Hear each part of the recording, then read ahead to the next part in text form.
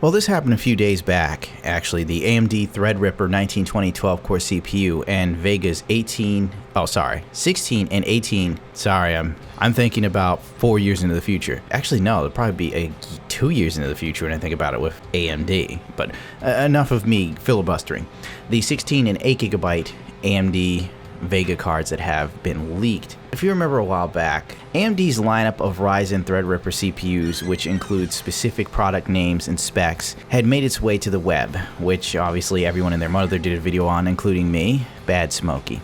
My cat isn't here. In this list, it included a 16-core, a 14-core, and a 12-core, and a 10-core Threadripper parts. These leaked around the same time as Intel came out and said, hey, here's our new i9 overpriced CPU SKU that we are gearing towards streamers. Oh yeah, you saw the commercial. You know who they're gearing it towards, and the only streamers that are gonna be running that are the streamers that make $700 a day streaming. Not my bitch ass. I stream and I find out I owe people motherfucking money. VCZ have spotted the first confirmed Threadripper products following the same 1900 naming SKU that we've all seen in the past few weeks. Ryzen's Threadripper 1920 is the 12-core 24-thread CPU with a basic clock speed of 3.2 GHz. Also keep in mind that the Intel variant that's 12 cores is like what, over $1,000? And if the flagship AMD is 16 cores and it's only going to be around $800, I have a feeling the 12 core is going to be a lot cheaper than $1,000. You catch my drift? Wink wink. I know, maybe I'm sounding biased. I'm not being biased, I'm just saying when it comes to the smart consumer trying to save money, we all know, but whatever, let's move on, forgive me. Let's see, this CPU will have a base clock speed of 2.3 GHz with an unknown turbo boost clock speed. I'm going to guess between 3.5 and 3.7 to be honest, prospectively. The part was spotted inside of an Alienware system. Interesting. The first time we spotted the 12-core Ryzen was also in an Alienware system, so that's 2 right now. And that was the engineering sample with an ID. I'm not even going to bother reading it out because it's too damn long. It looks like a UPS tracking number. It had the same 3.2 base clock and a turbo clock of 3.6 GHz. See? Good guess on my part. What do you think? And the one that is found inside of the Alienware system is the 16-core 32-thread model. Very interesting, with a base of 3.4 and a boost of 3.7. Huh, interesting once again, so boost is just off by 100 megahertz or something. The fact that we are now seeing actual production Ryzen Threadripper parts instead of just engineering samples indicates that we are getting much closer to the summer launch that AMD announced last week. If you want to learn more about AMD's enthusiast grade X399 performance and Threadripper CPUs, you can find all the information relevant from the company's press briefing, which happened back on May 31st, by the way. Now we move on to the AMD Vega 16GB and 8GB graphics card specs. Vega graphics cards are among AMD's most eagerly anticipated products. Hardware enthusiasts, gamers, and professional content creators all have something to look forward to in these new high-performance graphics processors, and for good reason. They're based on AMD's entirely new Vega graphics architecture, which brings dozens of new features to the table, improving gaming, content creation, and AI performances, as well as improved power efficiency. But don't get your hopes too far up. We'll probably be seeing Vega at the end of July. And speculation is they're just trying to build up yields for HBM2. I'm sure that it's probably not as simple a process as we like to think it is or believe.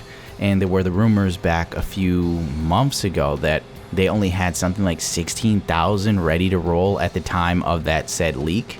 I wish I could find a link to that for you. But let's just move on. I don't want to pontificate too long, but the wait for Vega is becoming arduous at this point. And every day that we have to wait, they lose sales, they lose interest. Everyone is looking towards either getting a 1080 Ti or whatever the case may be, because there are tons of options from NVIDIA right now. And most people were sitting there thinking, oh, you know, I've been waiting for Vega, but at this point, I may as well wait for Volta, because there's a strong shot Volta's going to come out and kick Vega right in the fucking nuts. Then what are we going to do? Sit there when Volta's out tearing ass and then we go, oh, wait for Nvidia? or whatever, and it's just like then it would be the same shit over again, and I'm not very interested in that. I feel like they're dropping the ball here. Personal opinion, don't get pissed at me, I'm just saying. AMD will be debuting the first product base of the Vega architecture later this month, called Radeon Vega Frontier Edition.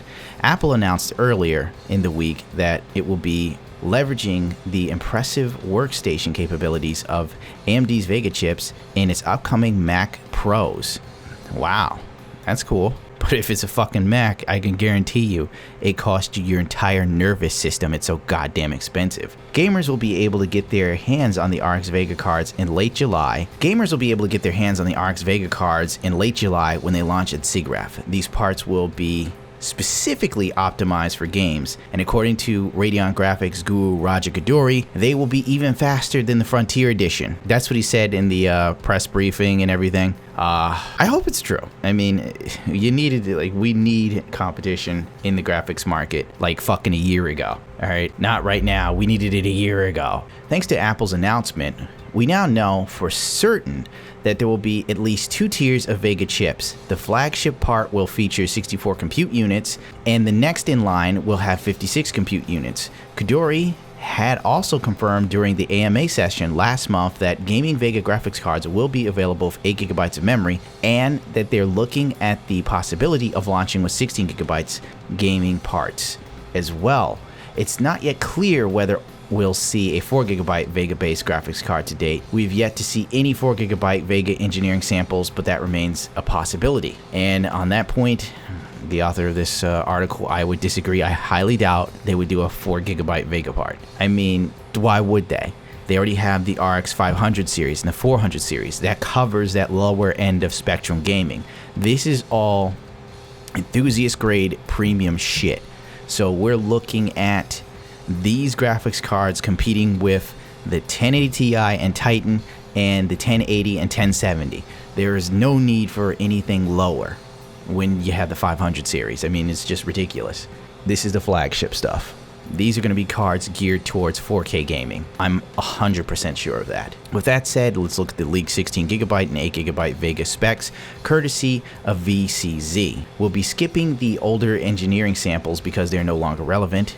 Interestingly, we have 2 Radeon Vega Frontier Edition parts that have been leaked. They share identical GPU clock speeds and memory capacity, and differ in memory clock speeds.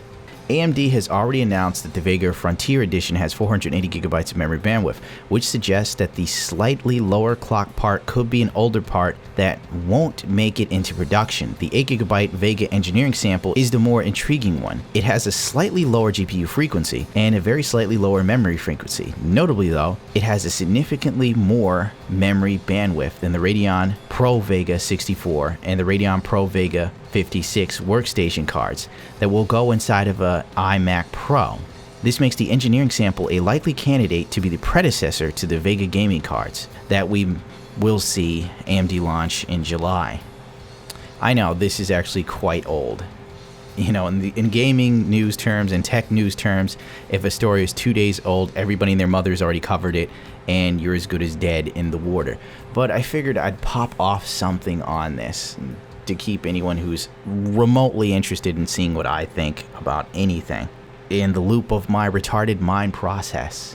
Right now, I'm honestly lethargic with the paper launches and the leaks with Vega. I just want the Vega cards to come out so Nvidia will feel some level of pressure, because it seems like they've been sitting pretty for far too long. I want Nvidia to have the same sort of feeling of dread that Intel has right now with Threadripper and Ryzen. And I'm sure there'll be people who'll be mad at me for saying that, and they'll white knight whichever company they like. Specifically, people who like Intel get extremely mad for some reason, and I don't even understand why. What AMD has done in the past year, or since Ryzen has come out, has really just changed the landscape of everything. Like, all of a sudden, the possibility of owning like a 6-core from Intel is going to be an i5. Well, if I told you that 2 years ago, you'd have told me I was fucking retarded. You know? That's how much the game has changed so quickly when there's competition. Imagine what that can do for the video card industry. Imagine it. It could be glorious. I really hope for the best with Vega, and I really hope it happens sooner than late July, for God's sakes. That means we've literally got another month and a couple weeks, because it's early June right now. Oh, well, that's going to do it for me, because I'm pretty sure Bethesda is going to have their E3 video up soon, streaming, and I better watch that so I have the content for my loyalist followers. You know the whole drill. Can't actually give more of a shit than me. Rate, comment, subscribe if you so choose. If you do not like it, you can leave. You are not a hostage. I am not holding you here. You are not being forced to be here. For those of you who complain about me. Oh, man. And for those of you who love me, thank you very much. I wouldn't be doing this if it wasn't for you. I'd probably be working on my motorcycle and racing racetracks instead of sitting on my ass in this chair like a fat pig. All right, well, adios, bichachos.